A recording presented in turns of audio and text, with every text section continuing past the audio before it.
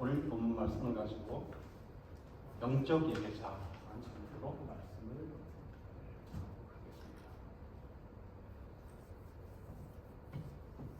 제가 어렸을 때 강원도 황지, 지금 태백시가 되어서 다 포함됐습니다만 황지라는 아주 등대 산골에서 성장을 한 적이 있었습니다. 자라기는 포항에서 태어나기는 태어났는데 돌도 지나기 전에 그쪽으로 왔다고. 근데 외할머니가 계셨어요. 외할머니가 우리 집에서 한 200~300m 앞쪽에 집을 옛날 집 짓고 살으셨는데, 이분이 지금 생각해보면 집 뒤에 절을 지었어요. 조그마하게. 그래서 불공을 드리고 귀신을 섬기는 분, 그리고 주머니에는 상평통보, 점을 칠 때 쓰는 엽전을 가지고 다니고 아주 무섭게 생겨서 별명이 호랑이 할머니였어요. 이분이 한 달에 2번씩 태백산에 산기도를 가세요. 산기도를 가기 전에는 날씨가 춥든 덥든 그냥 찬물로 샤워를 하시고, 옷도 그냥 제일 깨끗한 옷, 장롱 속에 넣었던 옷 갈아입고, 머리 단장하시고, 그리고 보따리 들고 이제 그 음식물 같은 거 사가지고 가시는 거예요. 황지 절골이라는 그 개천을 따라서 쭉 올라가시고, 가서 거기서 밤새도록 기도하시고, 가끔은 그때 호랑이가 있었다고 합니다. 그래서 테스트를 합니다. 낭떠러지 위에서 돌멩이로 이렇게 치면 그거 보고 무서우면 그날 기도가 안 돼서 집으로 돌아오고, 그거 이기고 기도를 하면 끝까지 할 수 있다. 그렇게. 근데 이제 제가 지금 신앙생활을 하면서, 근데 참 이상하게도 그런 외가 쪽에서 우리 형님이 목회자가 되셨고, 또 우리 누님은 장로님 되기식을 갖고, 저는 이제 목사가 되려고 하고 있으니까 참 아이러니한 일이 아닐 수 없습니다. 하나님의 은혜가 아닌가 싶습니다. 예배자로서 제가 느끼면서, 과연 믿지 않는 잡신을 섬기는 사람들도 그렇게 자기 신한테 나갈 때는 아주 꽃가단장을 하고 참 깨끗한 걸로 차려입고 가서 정성을 다해서 그들이 얘기하는 대로 예배를 드리는데, 과연 우리 믿는 사람들은 과연 하나님께 나올 때 어떻게 해야 될까? 그냥 멋지게 입고만 나와야 될까? 아니면 우리 마음은 어떻게 해야 될까? 그런 것을 생각해 본 적이 있었습니다. 지금은 조금 덜하지만 제가 청년 시절만 해도 예배를 본다라는 말이 많이 보편화되어 있었습니다. 김 집사님 예배 봤어? 2부 예배 봤어. 근데 본다라는 것은 사실 어떻게 보면 3인칭이죠. 방관자. 예배를 관람하는 것, 영화를 보는 것처럼 내가 예배자의 자리에 서지 않고 그냥 방관자로서 구경하는, 다른 사람 예배드리는 것을 이렇게 보는 그런 의미가 많이 있다고 생각해요. 지금은 예배를 드린다라는 말을 많이 쓰는 것 같습니다.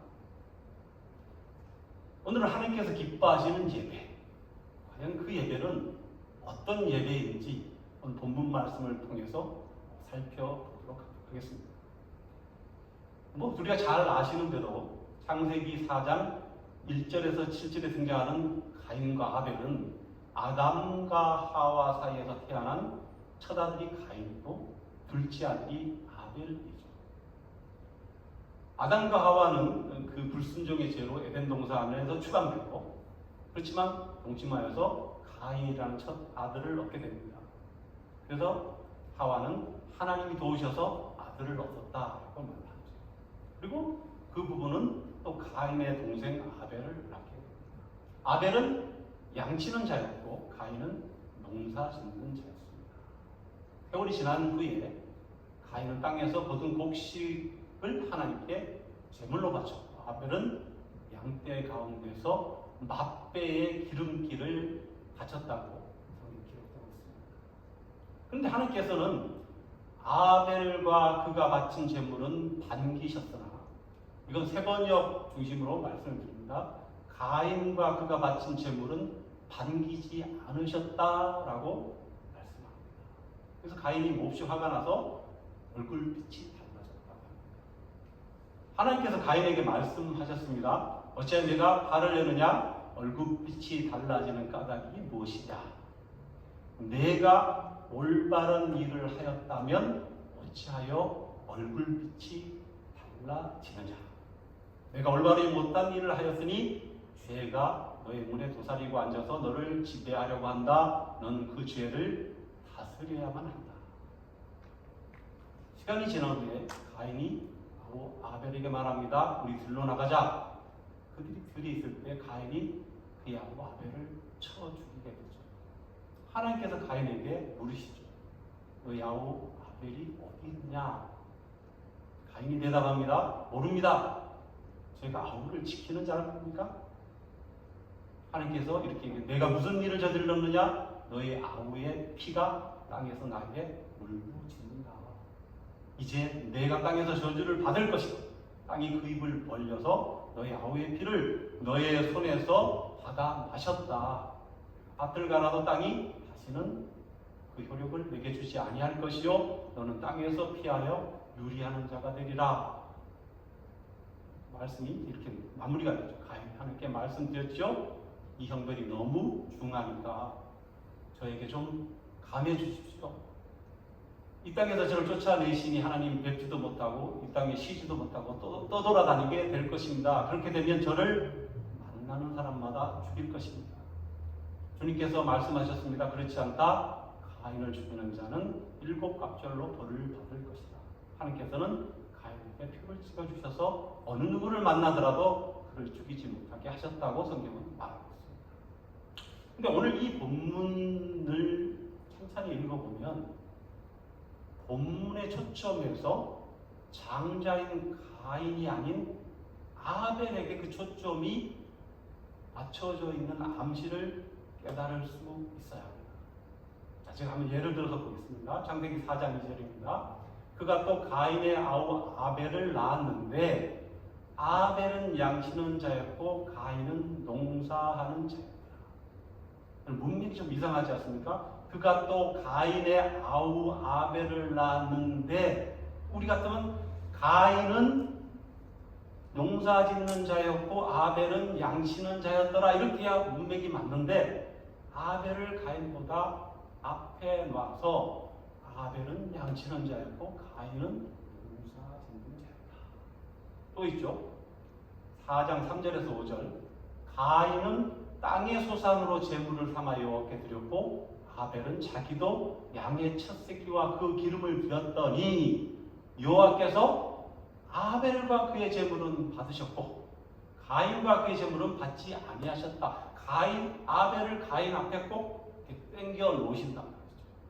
그러니까 우리가 얘기하면 가인은 땅의 소산 제물을 삼아 여호와께 드렸고 아벨은 자기도 양의 첫 새끼와 기름으로 드렸더니 여호와께서 가인과 그의 제물은 받지 않으셨으나 아벨과 그의 제물은 받으신지라. 이것이 문맥상으로 맞는데 아벨을 가인 앞에 세우신다. 오랜만에 친구를 만났습니다. 오랜만이네. 첫째는 아들은 뭐하고 둘째는 뭐하고 뭐해? 그럼 얘기를 하죠. 첫째는 어디 대학 다니고 둘째는 뭐 어디 고등학생이고 이렇게 해야죠. 근데 물었는데 둘째는 고등학생이고 셋째는 뭔데 첫째는 이제 대학 다니고 이렇게 얘기를 하지 않지 않습니까? 근데 성경이 지금 그 문맥을 거슬러서 아벨을 앞으로 추려낸다는 것이죠. 이 본문의 이 암시는 동생 아벨을 가인보다 앞세움으로 아벨이 가인보다 이 이야기의 중심에 있음을 암시하고 있다는 겁니다. 즉 하나님께서 아벨을 형 가인보다 더 주목하고 계시다. 왜 그럴까요? 아벨은 형 가인보다 하나님의 관심을 어떻게 더 끌게 됐을까요? 먼저 많은 학자들이 주장하는 바친 제물을 통해서 살펴보겠습니다. 세월이 흐른 후에 가인은 땅의 소산으로 또 아벨은 양의 첫 새끼와 그 기름으로 각각 제물로 하나님께 드렸습니다. 근데 하나님께서는 동생 아벨과 그의 제물은 받으시고 형 가인과 그의 제물은 받으시지 않으셨다고 합니다. 왜 그리 하셨을까요? 많은 주장들이 있죠. 제물이 피 흘림이 없어서 그렇다. 제물이 동물의 기름으로 하나님께 드려야 되는데 그렇지 않아서 그렇다라는 주장이 여지까지 주장이었어요. 그런데 이것을 뒤엎는 반론이 생겼어요. 히브리어 원문에 보면 가인과 아벨이 드린 제물은 똑같이 원문이 민하라는 단어. 민하는 소제입니다. 소제. 그러니까 곡물로 드리는 제물입니다. 태움이 없이, 곡물로 피 흘림이 없이, 기름이 없이 곡물로 드리는 소제입니다. 그러면 이 주장을 보면 가인과 아벨은 같은 제물을 드렸습니다. 왜냐하면 하나님의 제사법은 이로부터 수백 년 후에 레위기서에서 그것이 정립되기 때문에 제물 가지고 가인의 것은 안 받고 아벨의 것은 받았다. 그것은 좀 어폐가 있는 주장이라고 얘기합니다. 상당히 일리가 있습니다. 그렇다면 가인과 아벨이 드린 제물의 공통점은 무엇일까요? 가인은 땅의 소산, 그 다음에 아벨은 양의 첫 새끼와 그 기름이라는 제물입니다. 미나라고 쓰여있는데 만약에 이것이 기름이나 태움으로 해서 드린 것을 받았다 하면 올라, 번제라고 해당되는 그 히브리 원어가 올라인데 올라라고 썼어야지 아벨의 제사를 맞고 가인은 미나라고 써야 맞다는 것입니다. 그러면 가인과 아벨이 드린 제물의 즉 예배의 다른 점이 무엇일까요? 그 제물에 대한 것은 내놓고 무엇 때문에 하나님께서는 가인과 그의 제물을 받지 않으시고 아벨과 그의 제물은 받으시을까요? 하나님께서는 첫째로 믿음으로 드리는 예배를 제물을 받으신다는 것입니다. 아벨은 양의 첫 새끼 히브리어로 베코르를 드렸고 가인은 땅의 첫 소산을 드리지 않았습니다. 이해 가시나요? 가인이 농사를 먼저 지었습니다. 근데 가인은 첫 소산을 하나님께 드리지 않았어요. 아벨은 첫 양을 쳐서 첫 새끼를 하나님께 드렸어. 믿음이죠. 첫 번째 것을 하나님께 드리고 싶다는 그 믿음. 여기서 본문에 등장하는 인물 아벨과 가인의 마음가짐을 암시하고 있는 것입니다. 곧 아벨은 하나님께 가장 귀한 것, 구별하여 된 것, 믿음으로 또 정성껏 준비한 제물을 드렸음을 성경은 말씀하고 있습니다. 여기에서 첫 새끼로 번역된 히브리어 베코르는 장작, 상속권, 장자권, 맞이의 권리 이런 단어에 해당됩니다.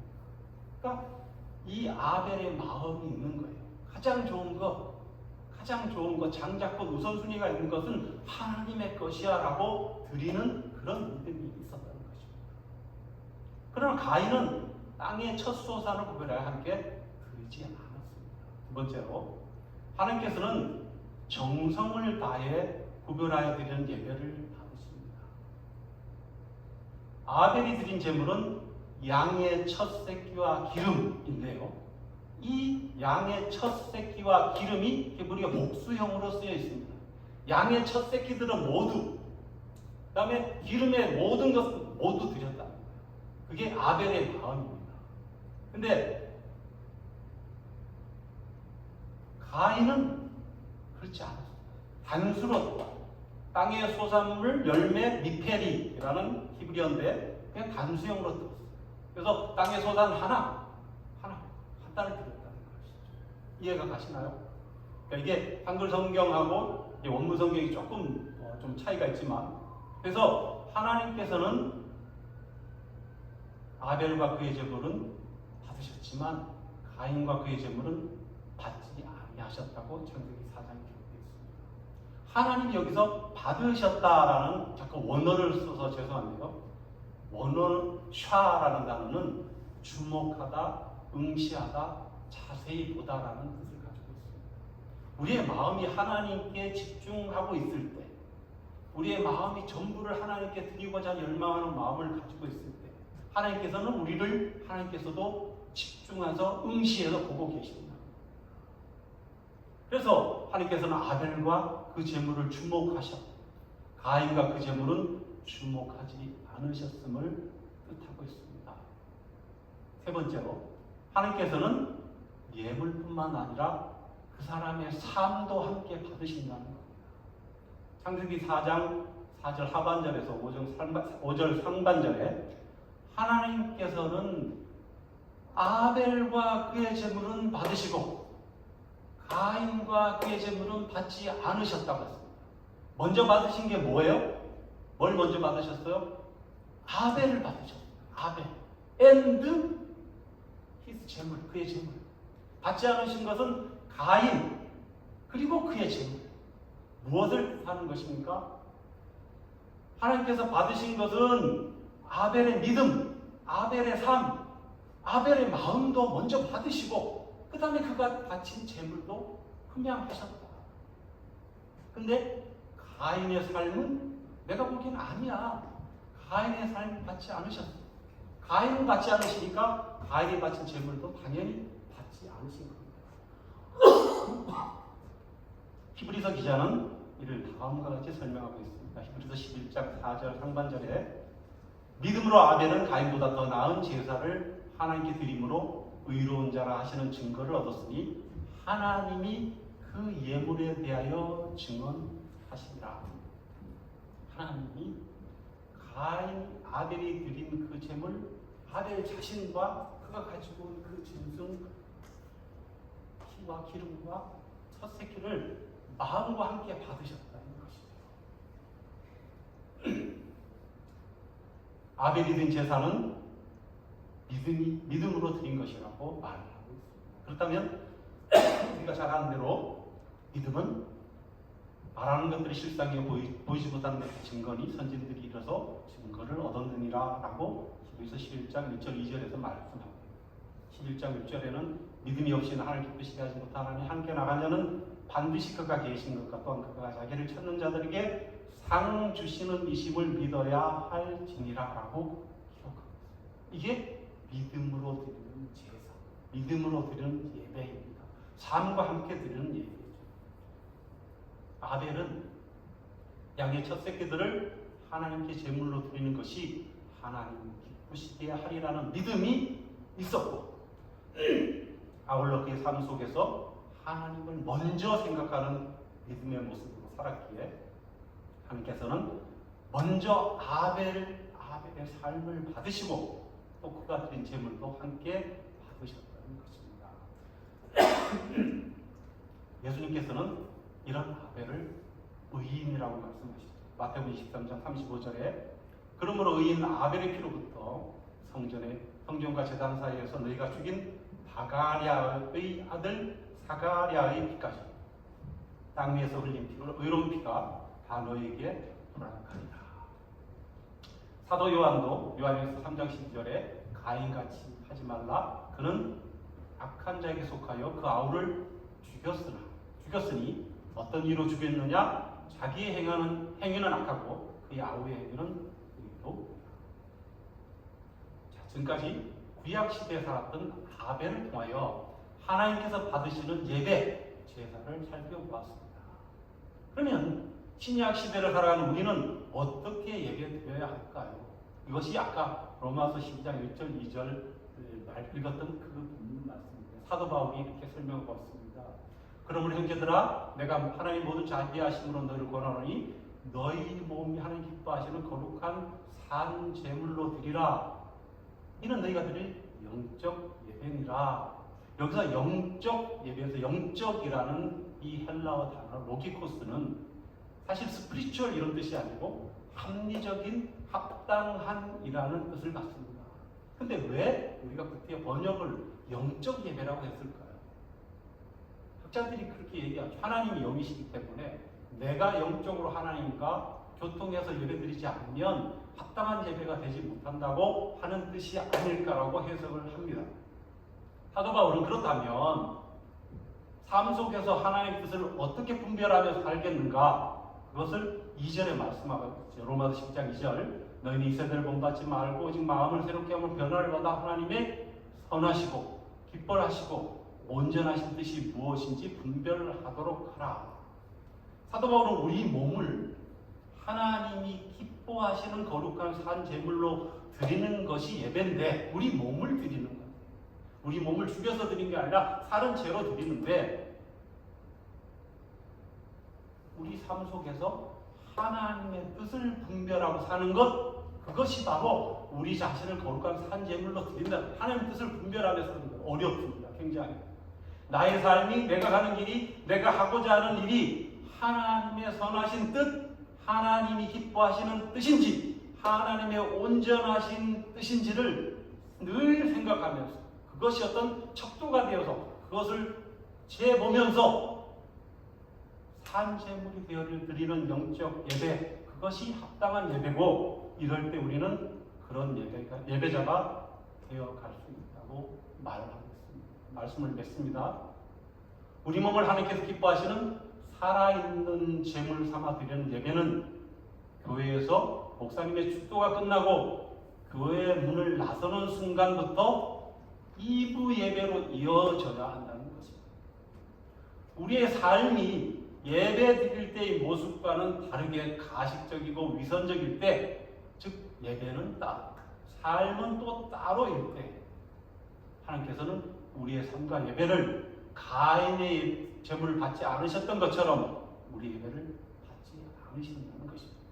또 삶 속에서도 드리는 영적 예배는 일회성으로 그치는 것이 아니라 날마다 꾸준히 지속되어야 한다는 것이죠.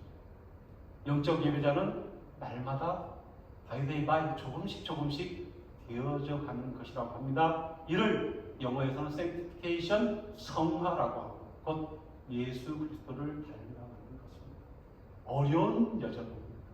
삶 속에서 예배자의 삶을 유지해가면서 살아가는 것, 웨어하우스 안에서, 식당에서, 컨비니언스에서, 어디에서 예배자의, 난 예수 믿는 사람으로서 예배자의 모습으로 살아가는 것 정말 힘든 일이지만 그렇게 하는 것이 하나님이 기뻐하시는 제물이요 예배라고 얘기합니다.